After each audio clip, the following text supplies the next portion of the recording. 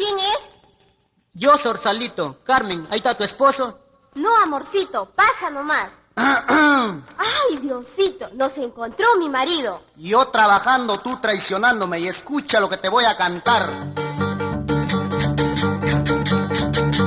Porque tú, siendo mi mejor amigo, deseaste a la mujer de mi hogar, manchaste mi nombre y mi apellido, burlaste al sagrado mandamiento.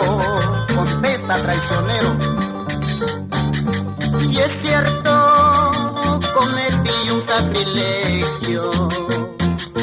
Tu mujer es la causa principal. ¿Y qué culpa tengo si ella me quería?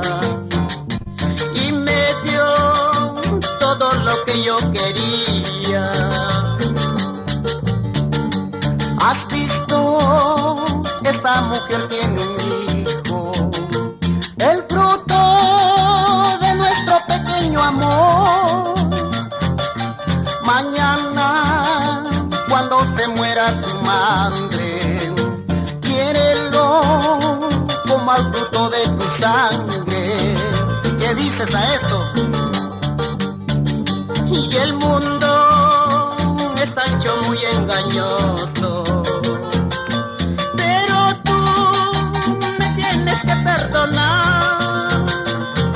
Y cometí en momentos de locura, solo Dios y eso podrá castigarme.